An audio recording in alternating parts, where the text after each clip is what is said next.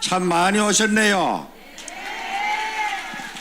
저는 대구에서 50년 살았지만은 저는 부산 범일동이 제 안태 고향입니다.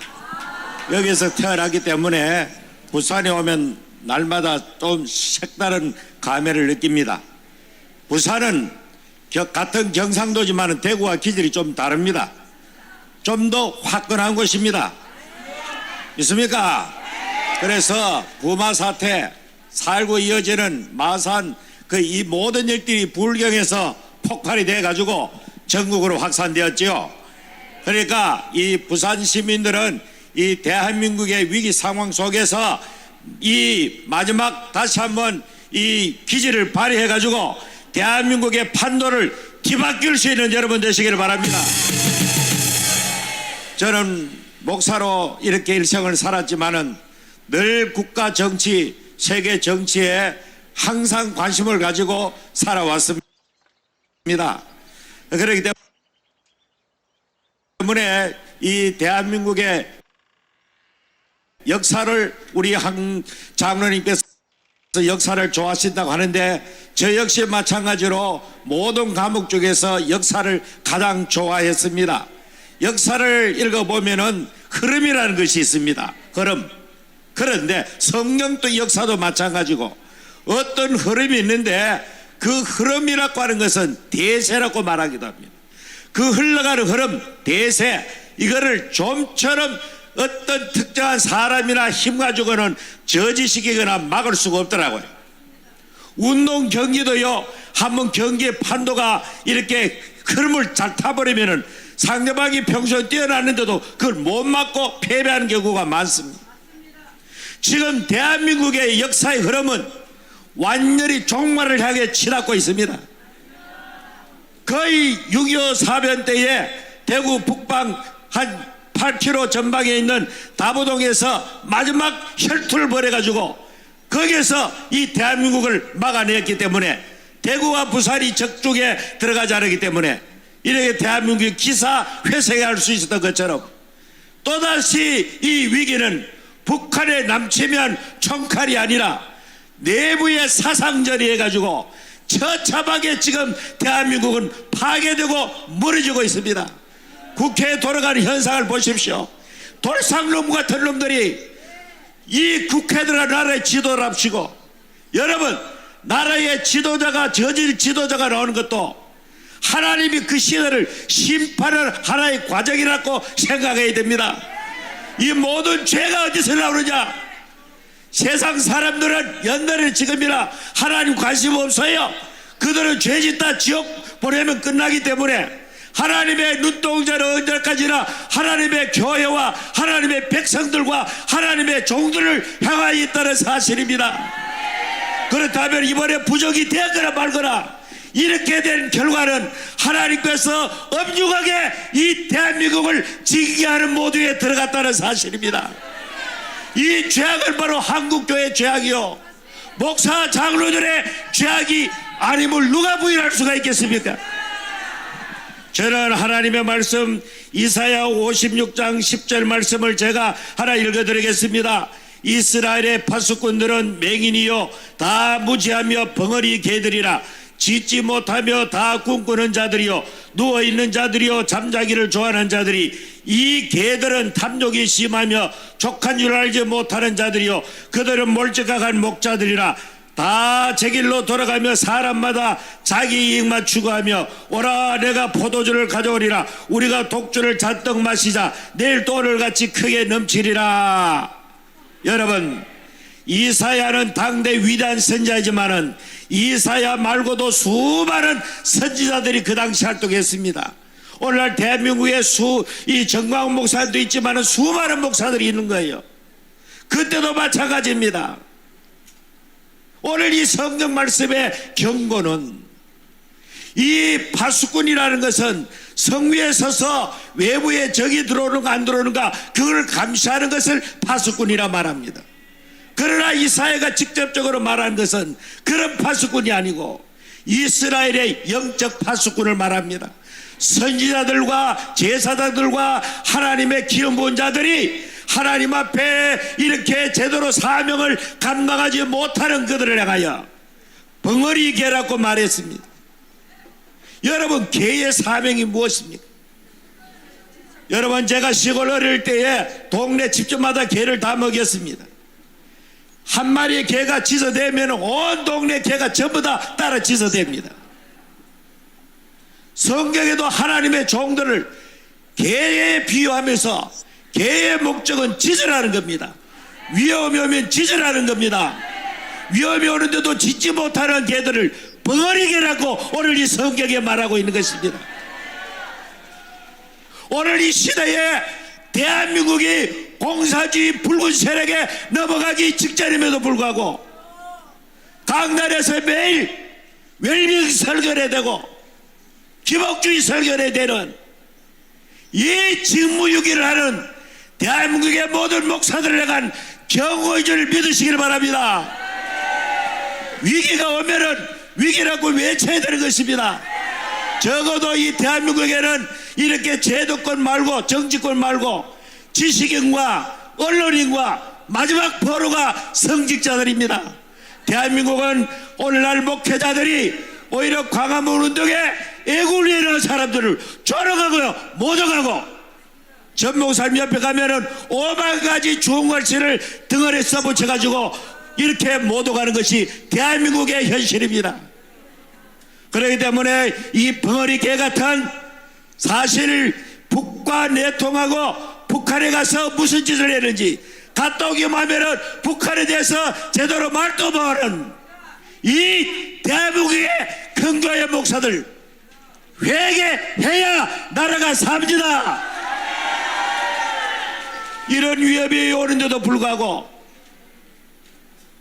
잠꼬대고 턴소리만 하고 있습니다. 밥만 먹으면 매일 노예총에 돌아다니면서 자기에게 주어진 양떼들의 관심보다는 자기 일시적에 즐기는 그런 삶을 교회를 도구로 사용하는 이런 한국의 목사들 정신 차려야 되고, 여기에 계시는 성도 여러분들이 여러분의 목사들을 정신 차리도록 만들어야 되는 것입니다. 자칫 잘못하면은 우리는 총 한 번 쏘지 못하고 조선이 일본하고 한 번 싸우지도 못하고 순순하게 그냥 일본에게 나라를 넘겨준 이 역사가 또다시 이 번영하는 대한민국에서 발생할지 모른다는 것입니다. 저 중남미에 보면은 요즘 베네수엘라가 말이 많지만은 아르헨티나 나라는 세계 5대 부국이었습니다. 모든 자원이 완비된 나라입니다. 유럽의 많은 백인들이 그곳으로 이민 갈 정도였습니다. 그러다가 에바 페론 대통령이 해가지고 어쩌면 세계 포퓰리즘의 원조로 갈 수 있어요. 끊임없이 포퓰리즘을 하다가 전 세계 가장 지금 불안정한 나라, 가장 빚 때문에 허덕이는 나라, IMF가 상시화된 나라로 전락하고 만 것입니다. 만일에 또다시 이 나라가 좌파 포퓰리즘이 해가지고 그들의 나라가 통째로 넘어간다면 이 피땀 흘리고 노력한 이 자랑스러운 대한민국이 살아갈 수 없는 비극적인 땅이 된다는 사실입니다. 우리나라에는 국토가 좁고 자원이 없습니다. 사람밖에 자원이 없는 나라입니다. 이런 나라에 이 지도자들의 잘못 판단으로 지금 또 야당에서는 뭐 25만을 뭐 때문에 주장하는지도 모르겠어요. 누가 25만을 피할 사람을 믿겠습니까? 지금 빚만 해도 지금 앞으로 우리 후손들이 두고두고 살아갈 수 없는 지경 만들어놨는데 이 미친 새끼들이 또다시 이런 짓거리를 계속해야 된단 말이죠. 이런 현상을 보고 우리 정강 목사님께서 이렇게 힘들고 어려운 몸을 가지고 사랑제일교회 제가 요즘 1년 이상 거기서 같이 생활하고 있지만 그거는 대한민국에 그런 교회는 없습니다. 나는 그 올라갈 때마다 옛날 마적단 소굴처럼 느껴져. 저 위에 높다는 탑도 하나 씌워놓고 적들이 오는 거 감시탑도 있고 그 들어가 혹시 나를 태어날까 싶어가 맨날 문 잠가놓고 지금 자고 있어. 꿈에 몇 번 내가 북한한테 끌려가는 꿈을 꿨기 때문에 그게 현실화되는 게 아닌가 싶은 그런 요즘화가 더더욱 그런 생각이 나요. 여러분 이건 웃을 일이 아닙니다. 언제가 현실화될 수 있는 현실적인 이야기인 것입니다. 사랑하는 저도 손자가 손녀가 6놈이 있는데 그 아이들의 눈동자 볼 때마다 미치고 환장하겠는데 뭐 좀 미국에 끈이 있는 사람이야 미국 가면 되겠지만 우리 한경련 아들들 다 미국 있으니까 어쩌면 우리보다는 여유가 있을지 몰라요. 우리 전 목사님도 메리가 미국 시민권까지 있다고 자랑하던데 저는 그런 것도 없어요. 나는 솔직히 말해서 연방제 돼가지고 그런 세상 되면은 내 가족 직계가족 전 모아놓고 몽땅 집단적으로 순교당하고 끝장 내려가는 사람입니다. 살 필요가 없는 거예요. 하루도 그런 공기 속에는 저는 질식해서 못 살 것 같은 나라예요. 어떻게 그런 나라를 갖다 동경하는 이 도라이 같은 이 정치권에 있는 새끼들 말이죠. 모조리 대청소하듯이 4.19 혁명 이상으로 우리는 이 강력한 이 국민의 폭발적인 저항거리로 이 대한민국을 청소해버려야 되는 것입니다. 만일의 경우에 윤석열 대통령도 이 현재 정권도 우리가 배후에서 지지함에도 불구하고 제대로 하지 못한다면 모든 정권자들이 전부 다 대국민 저항에 맞서야 할 것입니다. 초당회의 정권 잡자마자 문재인, 이재명 이런 범법자들을 소탕했더라면 선거 걱정할 필요도 없었던 거예요. 왜 보수 유권자가 투표장에 안 나느냐? 절망을 했기 때문입니다. 실망을 했기 때문입니다. 그래서 윤석열 대통령은 남은 3년 임기 동안 목숨을 걸고 대한민국을 지키기 위해서 본인이 장중체육관에서 말한 대로 이렇게 반국가 세력들을 규정했으면 이 반국가 세력들을 소탕해버려야 되는 것입니다.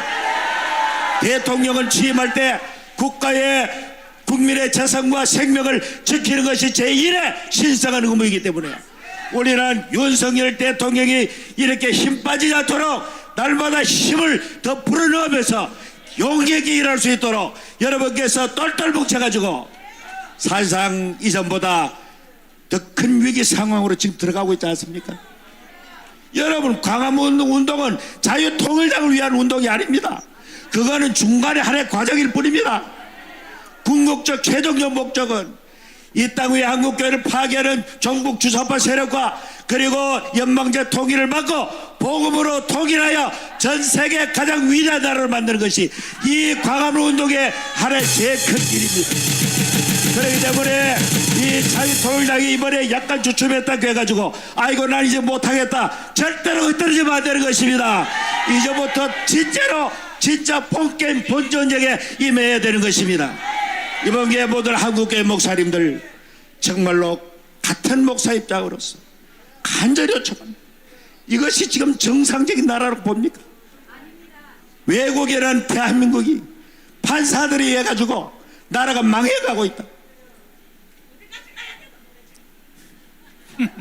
이 국민적 저항으로 대한민국을 청론해가지고 대한민국의 분야별로 종교계, 정치계, 언론계 할 것 없이 모든 대한민국을 파괴하는 놈들을 모조리 역사의 법정이 세워가지고 처단해버려야 되는 것입니다. 그래서 우리는 이런 위기 대한민국이지만은 그래도 이순신 장군 말한 대로 아직까지 신에게는 12척의 배가 있습니다. 아직까지 우리에게는 하나님께서 주어진 시간 속에서 우리가 목숨을 걸고 최선을 다하면은 하나님의 은혜로 하나님께서는 항상 역전성을 주신 하나님이기 때문에 대역전의 드라마를 쓸 줄 믿습니다. 다시 한번 말합니다. 부산이야 일어나라. 부산이야 일어나라. 감사합니다. 박수하겠습니다. 자, 이제 선거 결과에 대해서 여러분 보시겠습니다. 이번에